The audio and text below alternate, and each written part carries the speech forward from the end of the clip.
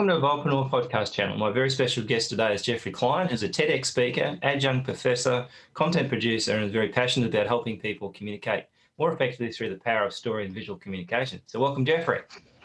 Thanks very much. Thanks for having me, John. Cool. So just going to dig into your resume a little bit here. That sounds dangerous. Yeah, I'm not sure. I'm sure you told me the right stuff here. So your career is over 25 years. You've been helping connect the right message to the right audience with the greatest impact. His experience spans from legally trained, for Seth Godin, to work on major motion pictures of Paramount Pictures and MGM Studios. Actually been to both those studios as a tour. Geoff has presented at Tedx, has guest lectured at Manchester Metropolitan University, Drexel University, Hussian College, Temple University, as well as being presented on programs on science and story at WeWork and Careers, Intelligent Work, City-Coho and Small Business Expo. There's a lot. In addition to running a content marketing agency, Geoffrey is also Adjunct Professor at the Temple University School of Media and Communication. Okay, that's a very interesting resume. It's part of my ADD. I can't, I like to experience lots of different experiences. Do stuff, right? Cool. Yeah, so obviously you're in search of information, right? Which is probably the number one thing that most entrepreneurs should be capable of doing, really, is searching for information. Yes, and pivoting. The pivot is the art of the pivot. The old pivot, yeah. I mean, I think pandemic or not, whatever, it doesn't really matter. Like, there's always something going on with an entrepreneur's business that can be catastrophic, and you got to pivot again. Things come up, I like to quote Mike Tyson, which I'm not a big Mike Tyson fan, but He said, "You always have a plan until you get punched in the face." Very true. Very true. That's, we all have our plans. And my other quote that I like is from John Lennon. Which is, "Life is what happens while you're busy making other plans." Yeah, true. Yeah, which basically means you've got real no control over it at the end of the day. It's like it just happens around you, and you've got to make up for the difference. Yeah, I mean, that's the thing. I think, and obviously it's interesting when we talk about today, because we're going to talk about visual communication, obviously video and stuff like that, because I was talking to someone the other day that said to me, I'll come on the odd podcast and do an interview and stuff. And he said, I don't really want to do video. And I said, that's okay. I said, but just remember that no audio ever went viral. Right. And so, it's very hard to sort of like get an audio to go viral unless it's some sort of secret, taping of some princess talking in a car somewhere. Really haven't really got much to go on. But there's something on Apple TV I just noticed the other day. It's called Calls, and I'm going to give it a listen, because apparently it looks to me like it's an audio only thing that the Apple's trying on actual, TV. So we just see what that kind of pulls that off. Well, I don't know if it's in Australia or not, but there's a new app, Clubhouse. Yes. Which is, because I've seen people from Australia. It's blown up and it's all audio only. Yeah.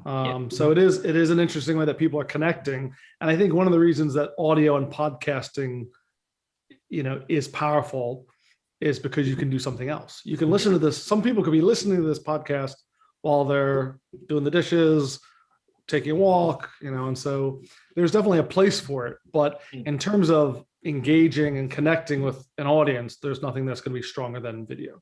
Yeah, exactly. And I think that's the danger, is that people probably avoid video. So let's dig into a couple of questions here. So the power of the story and the visual communication, because I think that one thing I notice is, the guys who got big budgets get this, don't always get this right, but they get better at it, right? So that story and that visual communication, and I guess the whole story of less is more, right? Because I think that's part of the problem with videos. People try to do too much, right? Well, so I worked in the Hollywood system for the studio system, where they had, depending, a small budget was 10 million and a big budget was 100 million. And just because you have lots of money doesn't mean that you craft the story well or you execute the video well. So we've all seen movies that were big flops or didn't hit the mark. And I believe it's kind of, making sure you get the fundamentals right, that the story actually, and that's why you start with story. Start with what it is that you're trying to convey, make sure that it's something that's going to connect with the right audience from the get-go. And in terms of less is more, a lot of content creators and producers would say, no, you got to create as much as you can. I think the thing is that the difference in terms of too much is when people overthink it and think things need to be perfect and the lighting has to be just right. And so I ascribe to a concept that I call imperfect action, because the idea of that, I think that this quote is something like, perfection is the enemy of the good, or the enemy of the done. And so all those things that I've done in my resume is partly because I'm not looking for perfection. I'm just trying to get stuff done. And sometimes it's messy. And I think for entrepreneurs, there's an element of experimenting and seeing what works and learning from it and evolving. So Evolvepreneur is definitely something that makes a lot of sense to me, because, you know, if you're standing still, you're going to get hit by the train, you know, or the bus, or, you know, and I think there's a need to be, you know, there's a term a lot of people use about being agile. And I think it's important because life's moving pretty fast. And so you need to make sure that you can take a situation that you weren't expecting and try and adapt to it. You know, being flexible is just an important piece of being an entrepreneur. Yeah, and I think so. And I think the biggest problem you end up with is that you end up in a situation where that perfection can stuff you up. Like you know, a lot of people will go, I'm going to launch a podcast when I get it right, when I can figure it out and all that sort of stuff. And the really funny thing about it is with podcasting, which I discovered early on when I was doing another one, was that hardly anybody ever hears the first few anyway. So you might as well get them really bad, like get all the good, bad stuff out of the way, you know, all the really mistakes and everything, do them early on, so that then as you get better along, someone might. Is this episode 2? I'm on episode 2. You've done one more. So I don't want to be the very early one. No. You're lucky. We're about episode, I think we're up to episode, let me see here, episode 56. So there you go. You're not the rookie here today. So you're in a groove. You're in a groove. I'm in a groove. I probably don't produce as many as other people do, but yeah, so I'll probably try to get at least one every couple of weeks done in terms of when we produce them. So. Well, that's an interesting, you know, question about content, you know, and how often should you post on social? And for me, what I tell most, you know, my response to that is just be consistent. So if you're going to write a blog and you write one a month, as long as you do it every month, as opposed to, well, I'm going to do it every week, and you do it 2 weeks in a row, and then 3 weeks go by, and another week goes what. And so for me, it's not always about quantity; it's about consistency and quality. And quality, yeah. You know, just because you don't want perfection doesn't mean you should be producing stuff that's subpar. And even though we've become, line, right? There's a line between there's still a threshold and really bad. Yeah, I think there's, you should be aspiring for, you know, greatness. Yes. Yeah. Because even if you shoot for the moon and you miss, you'll be among the stars. Exactly right. So when you talk about, you know, like creating content and stuff like that, and have that story, is that something that should be sort of mapped out? I mean, sometimes over the years we've done for client stuff, we've kind of like storyboarded it, and you see that happen in the movies where people storyboard something. But very rarely I've ever seen an entrepreneur do that. Is that something that they do, or is it just Hollywood likes to make? You know, obviously, there's a lot of planning involved in that. You know, you're going to hear me share a lot of quotes. I'm a big quote fan, and so the quote, which is, you know, if you fail to plan, you plan to fail. And I think one of the things is when we look at content sometimes that we go, oh my God, that's so good, or we see a speaker and like they're so polished. There's a lot of hard work and practice and thing that goes into those things that they make look effortless. Yes. And I think so. The idea of not having a plan and not preparing before you go and do something, I think, is not advisable. At the same time, we just talked about being agile. So, and the fact that your plan may not, you want to have, you know, a guide. You know, it shouldn't be so rigid that if things don't work out perfectly, you can't adjust. But you should have some strategy, you know, general strategy about what kind of content you're going to create, who your audience is, what are you trying to get them to do. And then in the actual, you know, when you're recording something, you know, whether or not, you know, you're not going to be like in the movies where you're taking, you know, okay, take 57, you know, it's, and I think, again, people are understanding, you know, people understand that we're not trained professional, you know, business people who are putting themselves on video aren't trained professional actors. And so I think there's a lot of leeway. I think what's really important in any of the communication that people do of their business, of, you know, the entrepreneurs, is being authentic. You know, and the fact that if you don't know something, that's okay. People are very forgiving. But when you try and pretend and inevitably get caught out, then it's 10 times worse than if you just said, I'm sorry, I don't know the answer to that. Yeah, You know, yeah. I should look into that. That's a good question. I think there are ways to handle uncertainty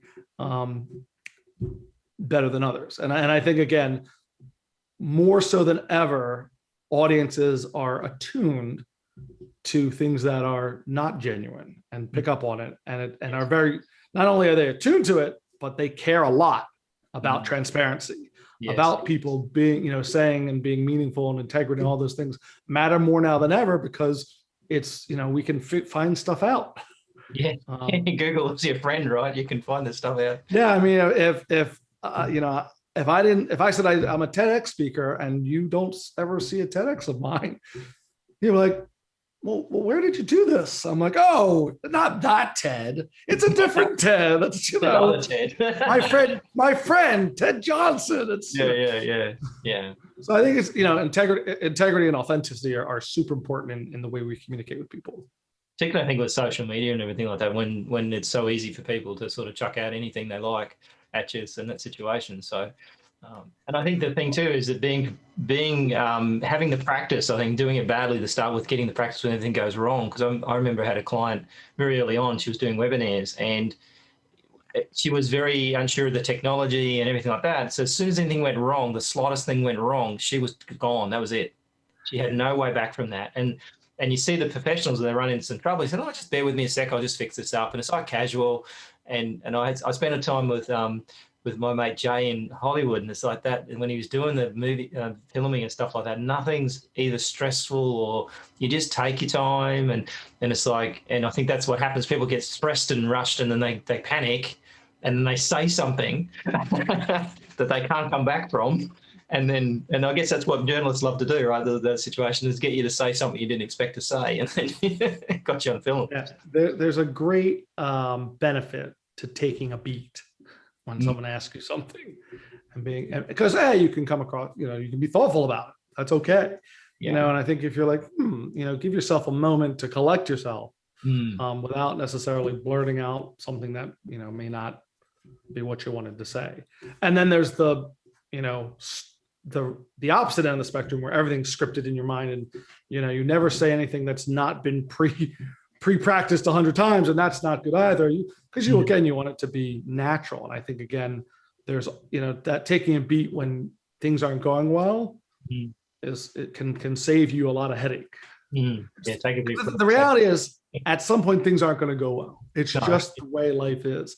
And I had an experience with this literally last week. So I had wanted to speak on LinkedIn Live, and you have to apply, and I got accepted. I was like, okay. That's fun, isn't it? Did you actually get in? Because I can never get that form to work. I applied 2 or 3 times, and I think I needed 2-factor authentication, but I got in. And so I was all excited. And then I, of course, shared with people, I'm going on live Monday at 5. And so I promoted it. And so you have to use a third-party streaming service. And so I tried one, and then my friend who's like, no, you should use this one. So I canceled I'd actually scheduled the LinkedIn Live with one, and then I scheduled with the other, but the reality is, so I had my wife checking it. And so it said, Geoffrey Klein is live. And what was there? A big black screen. And that was it.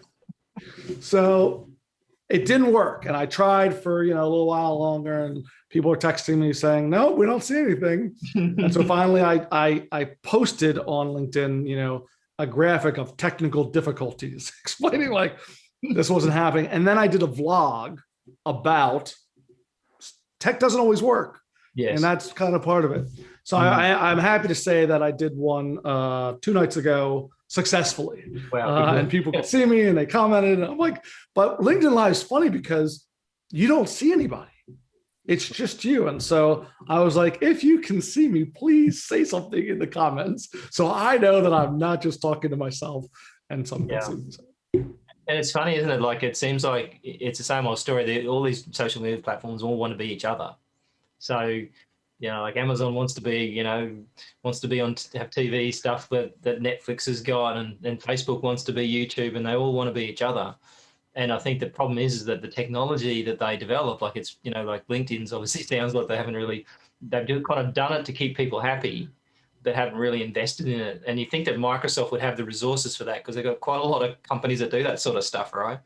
Whereas Facebook's done a very good job of it because they've tried to make it seamless. And I think that's the thing I learned on Facebook is if they make it frictionless, that you can do something that's frictionless, you'll do it. But if you make it hard, people just don't do it. Yeah, and I think there's also an element that entrepreneurs could fall into, which is trying to, keep up with the latest trend, and so you'll have a plan of what you're going to do in your business, and then you see something over there and like, oh no, I got to go and do that, and it distracts you from kind of what you were supposed to be focused on, and lack of focus can definitely derail you. And sometimes it's better to be the best at what you're doing without trying to do that or this or that. And you see it in the social media space where they're trying to, and sometimes it works.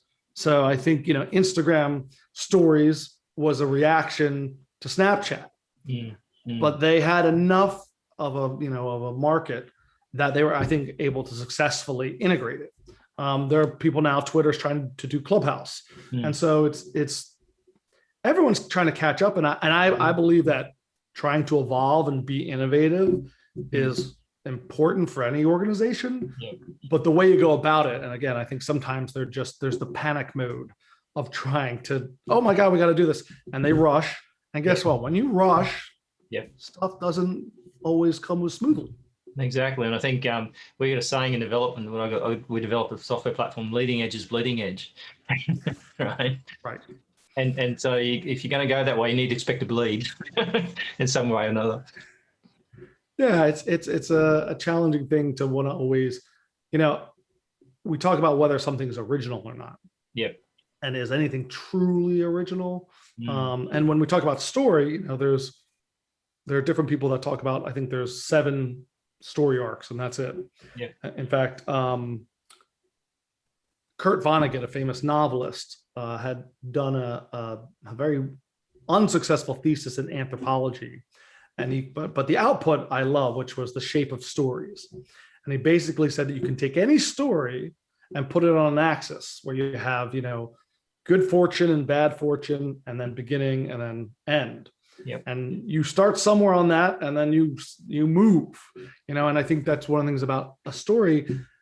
Any good story has to have some conflict. It can't just stay the same. If someone's, John was good and he stayed good his whole life, the end. Not a very compelling story. Probably not going to be a Hollywood blockbuster, right? No, not typically what happens now. We want to follow the people on their journey. And if they don't have any, we want to see the characters grow.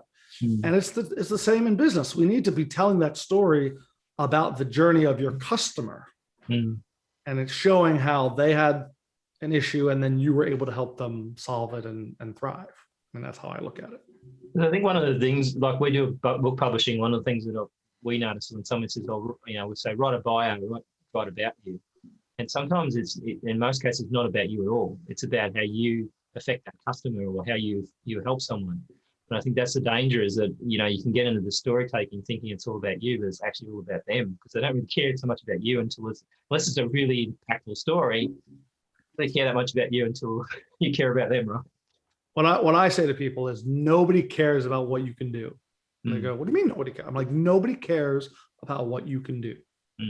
People only care about what you can do for them. Yes. And it's that's what everyone's looking for, which is, and I think you're right on point, which is too many businesses are focusing on themselves and they're what makes us so good. All our features and benefits and kind of the marketing speak, when as a consumer, as a customer, I want to know, how is this going to help me? And so I think when you're telling a business story, you always want to start with who you're helping, how you're helping them. And then you can kind of earn the right to then share, here's how I can help you once you identify, because the other thing is that it'll capture their attention. If you're in the market for, a new TV, because is your TV old and getting a little glitchy? And if I have an old TV, I'm gonna go, yeah, my TV. Don't worry, we have a new TV for So it's about starting with that so that people understand, what to do. And I guess when you look at anybody sort of famous or any big businesses, their story, right? Their backstory, because they've communicated that time and time again. And so, that's the difference between, I guess, because a successful company just doesn't come out of the blue and there's no one knows about them. If they do like that, then suddenly everybody knows about them because they'll find out quick. Yeah, and listen, I think there's the kind of origin story of a company is important. But I think I'm a big fan of a guy named Simon Sinek. Yeah, I've actually been looking at his stuff. I've been reading his book at the moment, the Why book. Yeah, Start with Why.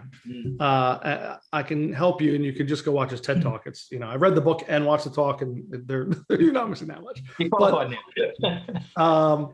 But he's what he explains is like, so the what part of what you do is not why people are connected to you. It's the why. What's your purpose and your belief that people are connecting with on that emotional level.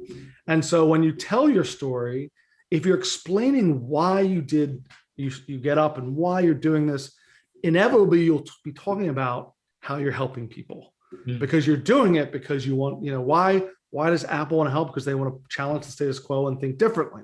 Yes. And so you're like, yeah, I want to think differently. I want to challenge them. So again, you're resonating with that audience who has the same belief system.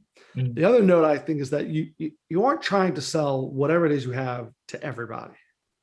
It's if you try to sell to everyone, you'll try to sell to, you'll sell to no one. And that's why I think social media has become so popular as an advertising and marketing platform, because they can target really well so that you're going after the people. There's a social media guy who wrote a book called Relevance Raises Response. And I love that concept, which is if I'm talking about someone, so if I'm trying to sell a TV and you're not in the market for a TV, my message is just wasted on you. Yeah. Or a car, like they reckon less than 1% of the population are buying a car at any given time. Right, exactly. So it's about, there's another, I keep meaning to write this article, which is about the difference between convincing and educating.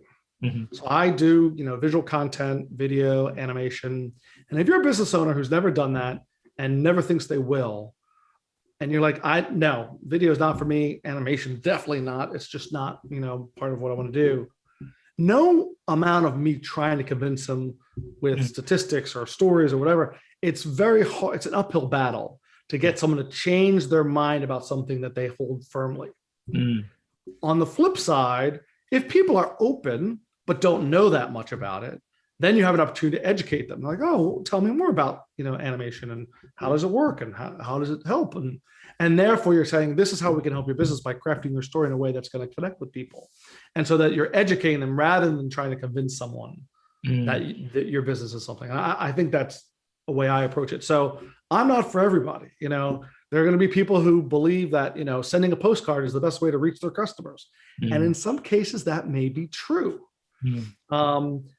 But in terms of what the science shows, telling a story and visual content is always going to be the best way to connect with people and get them to both remember and understand what it is you're trying to solve, the problem you're trying to solve. Is there some tools out there people can use to kind of do that? Like what sort of tools do you use when you're trying to that whole story concept? So I created something called the Story Pad. And it's an acronym that is real simple. And I believe, in the KISS principle of keep it simple, silly, because when you start complicating things, then it gets harder. And, so I believe that, your business story, like every good story, should have a beginning, a middle, and an end, because we like to take that journey.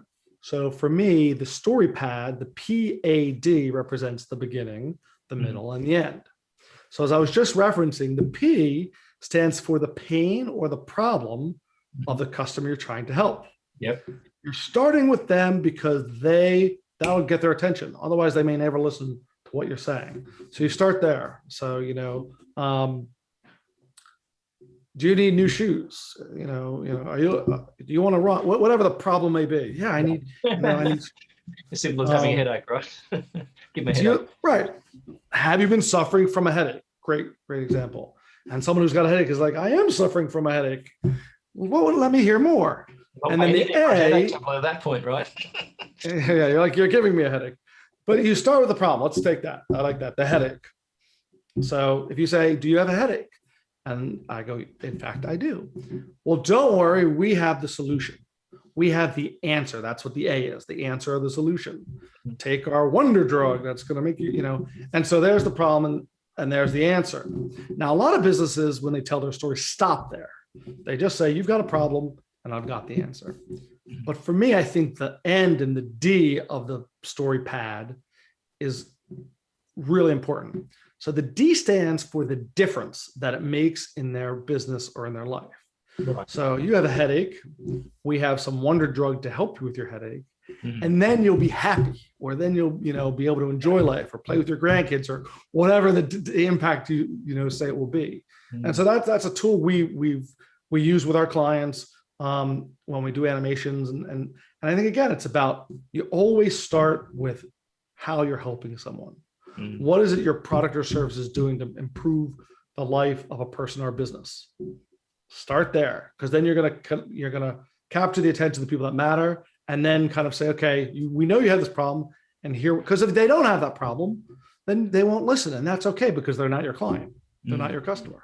Yeah, exactly. Now, if I said, do you have a headache, and you don't have a headache, then I don't want to talk to you right now, because you don't need what I have. And the other thing is, I managed to sell aspirin to people that don't have headaches, right? Because they reckon aspirin helps. Because I got bowel cancer a few years ago, and the doctor says to me, "Oh, you should take aspirin; it helps." And it's like, okay, aspirin's for headaches technically, but it's like, but the thing is, you say, "Oh, if you take this, you might live," right? So then you've got a real good reason. So there was a book I loved a long time ago called Freakonomics, where they looked at the small things in life, and the whole book to me had one message, which is everyone is motivated by incentive, the right incentive. So they gave a great example, which is they had a daycare and they had a problem. The problem with the daycare was that parents were showing up late to pick up their kids. So they said, okay, from now on, if you're 15 minutes late, we're going to charge you an extra $10. And what they found was that the latenesses went up, because a parent's going, oh, $10, that's worth it for me to go. So they realized the incentive for them to come early wasn't working. When they made it $25, all of a sudden it started to come down. So it's about finding what that right incentive is for the behavior you're looking for. And I think that's, so when you're telling the story, you have to make sure that the incentive, that you're going to connect with someone on something that matters. So the other thing I noticed, Neil, as we were talking about before, is the two pandemics around. Like there's the infobesity and short attention spans, which is interesting because I never heard of the word infobesity before, but it actually makes a lot of sense, right? Well, it's and we're in a strange time, and so I refer to these as the two other pandemics that humans are dealing with. So infobesity, and I also love that phrase, is really about information overload. And they've done stuff, we are generating more information faster than ever before. And IBM did a study where they found that of all the data ever created, 90% of it was created in the last 2 years. And I think it's probably even accelerated. They're actually, they talk about the gigabytes of data that are being created all the time, and it's a gazillion, And so as a business, as an entrepreneur, if you have a business, how can you possibly cut through that clutter when people are, so bombarded every day, all day with more information?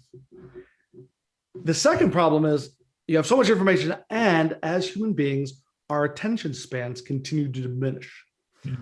About 20 years ago, they did a study, and the average human attention span was about 14 seconds. And the attention span of a goldfish is 9 seconds. And today, the attention span of the average human is 8 seconds. We're a worry, aren't we? So when you think about the fact that we have a shorter attention span than that of a goldfish, we got a problem. But as a business, trying to deal with these two dual problems, that A, there's more information than ever, and B, it's harder and harder to capture someone's attention. What do you do? And my answer is start with a story, because a story has been shown and studied that it will help capture people's attention. Well, it's what people go to the movies for 2 hours, right? They'll sit there and watch a movie for 2 hours, but you can't get them to listen to you for 2 seconds. Yeah, but it's more than just and but part of it is the narrative form that's getting us to change and pay attention. And the study that was done about the difference between when an audience gets information versus a story is quite remarkable, which is, so when people are given information, data, facts, figures, two parts of their brain activate, the Broca's area and the Wernicke's area. Now, super important parts of your brain because they're actually the parts of your brain that allow you to decode meaning. So you understand the words that are coming out of my mouth.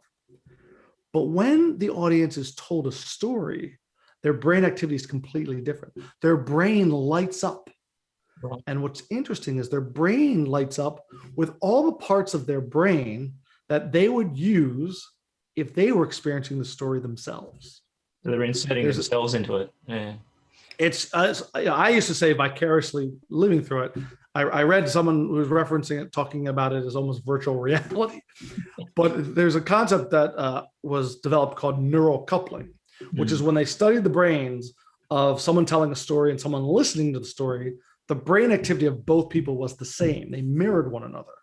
So that if I tell you a story about me kicking a ball, your motor cortex activates. And I think when you think about going to the movies, think about an action movie when, you know, the tension and you're feeling that because you're experiencing that on a brain chemistry level. And that's why I think we like to feel those emotions and things that are in there. And so when you tell a story, like, when the situation where, when you see someone get hurt on TV or whatever, and you feel the same thing, it's like, is that just me or is it? No, it's your brain saying, "Oh my God!" But there's actually a rise in a couple of hormones when you're told a story. One is cortisol, a stress hormone, and again, I was just talking about the fact that our attention spans are really short. Well, cortisol, that flight or fight hormone, is telling you pay attention. So that when I say I'm going to tell you a story, immediately your brain has a rise in cortisol and you're focused. So again, with all this information overload, this infobesity, you're trying to capture people's attention. Immediately by telling them a story, you're elevating the ability to capture their attention. But there's also a rise in oxytocin, the love hormone, and that's the emotional connection. So now you're capturing their attention and you're keeping their attention. And that's, as a business, super important. You need to be able to capture and keep the attention of your audience, or you're not going to have an opportunity to share with them the value you have to give. Yeah, true. Yeah, it makes a lot of sense. And I think that's the thing that people lose in the scheme of things, is because they just think it's easier to talk about themselves, right? And it's interesting, even where, like, LinkedIn's a great example of that, right? You connect to someone on LinkedIn and they send you back this big long thing trying to sell you SEO or something. And I look at it and think, I'm not even reading that. It's too much to start with. But secondly, it's not about me, it's about you. So why should I even be interested in talking about what you do until I know what the hell, if you can help me at all? Yeah, it's funny. I think there's two problems with that approach that people seem to be doing on LinkedIn, and I've experienced it. The first thing is that they're, as you said, they're not focused on you. They're just like, hey, I can help you with this, and I can, we do this really well. And so they're focused on themselves. But even if then there's the problem is that they're just selling to you without building a relationship, without building that rapport and building that trust. And I think as much as we want to be able to trust people, and the stories can help us get there, because they found that when people are told stories, they're actually building that trust with people because they get involved in the act of the journey that someone's going on. But the kind of, connect and sell phenomenon is not working on most people. I don't know who it's working on, because I see people doing it. And so I heard someone talking about how they respond when someone does that. And I'm sad because I didn't get the link, although I found a couple others. So when someone, says, hey, let's connect, blah, blah, blah. And then the first thing I do is send them, hey, I can help you. Are you interested in SEO? They send them back a link to what not to do on LinkedIn and not sell. Like, they give them the tips of what not to do. And one of the tips is what they're doing, which I thought was, I usually, my response recently has been to flip it. So I get, someone wants to connect with me and then says, hey, can I sell you my whatever? So I always write back, thank you for reaching out. I want to be transparent. It is highly unlikely that I'm going to ever engage you in your services. However, if I can serve as a resource for any visual content needs you have, please let me know.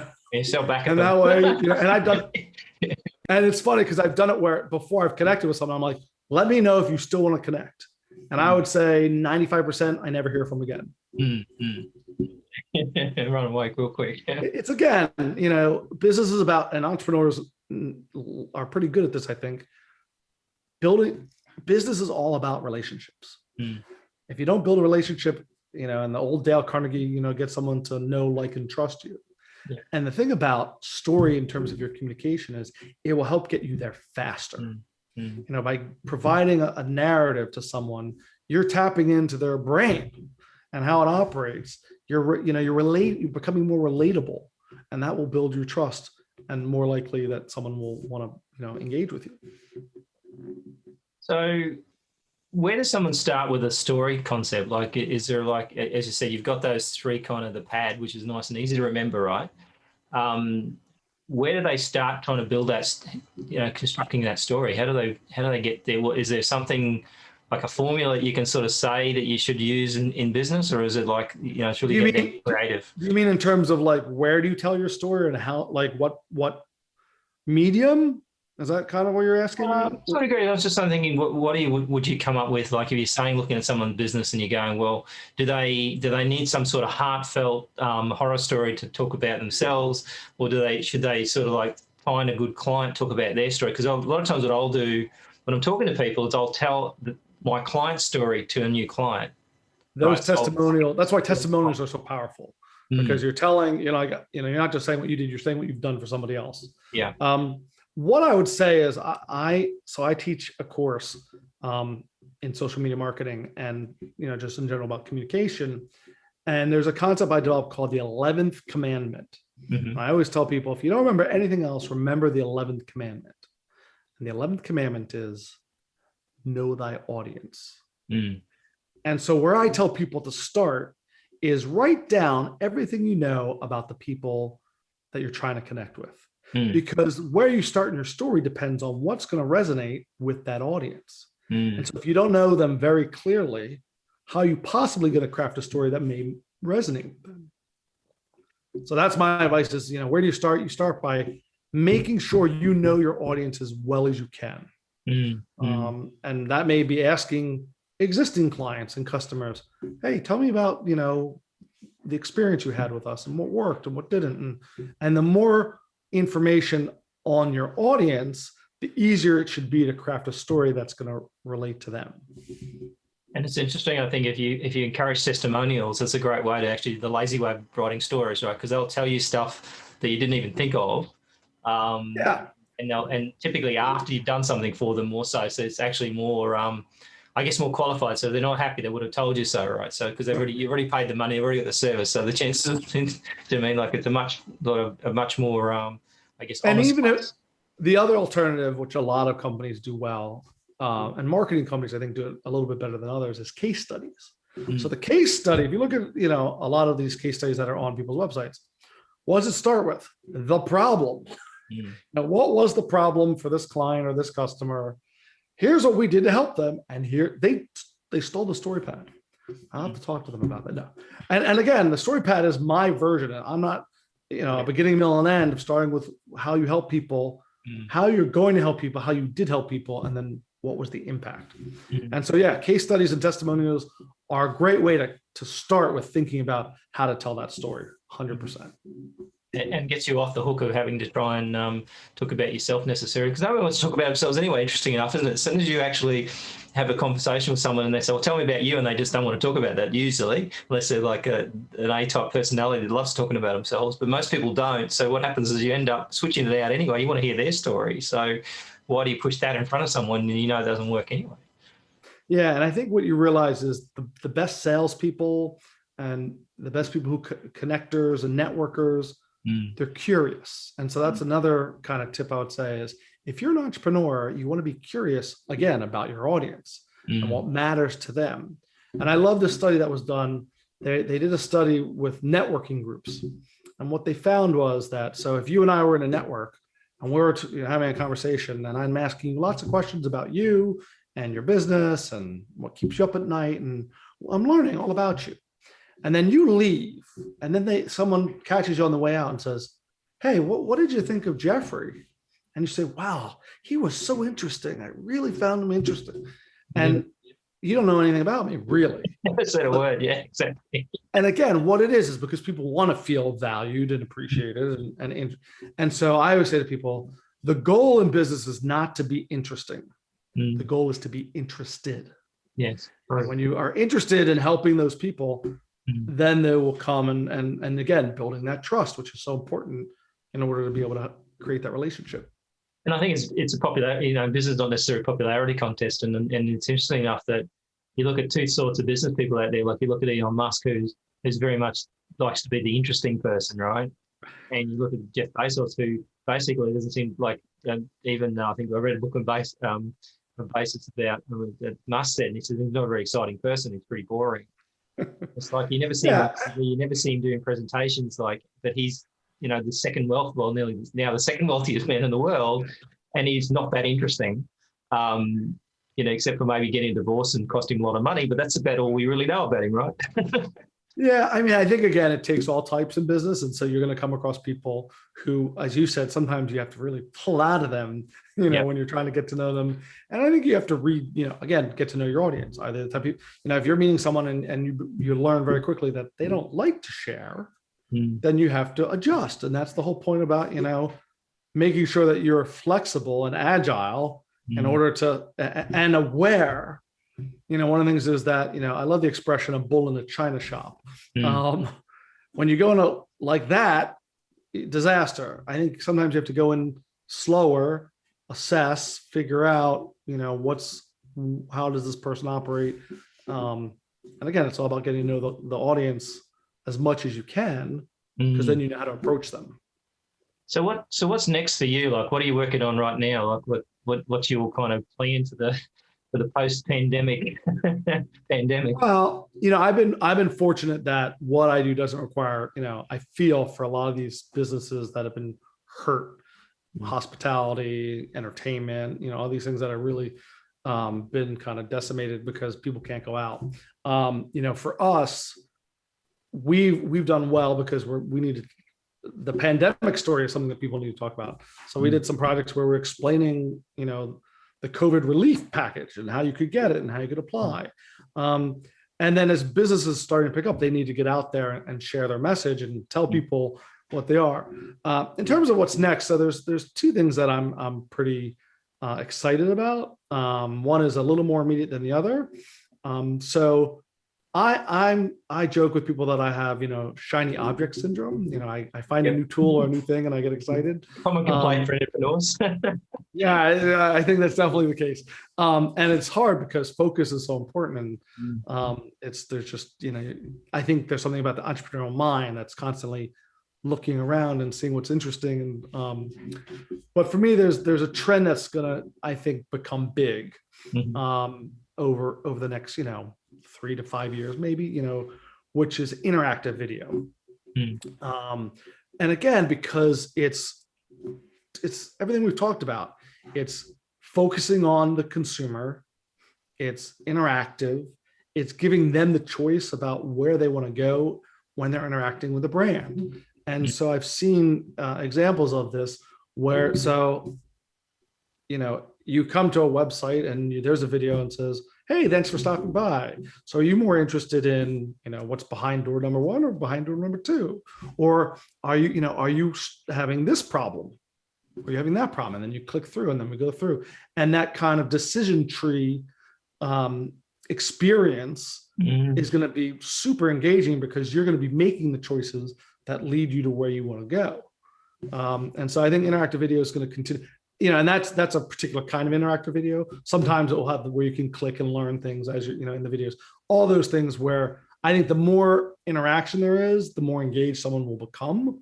And in terms of capturing that attention even more, when you can, it's a game, and you're playing it, you're the hero of that story. It was interesting. I was actually came across this website just the other day. Someone referred it to me. What happens is you go into it. It looks like a normal website and says, "What's your name?" and your email address.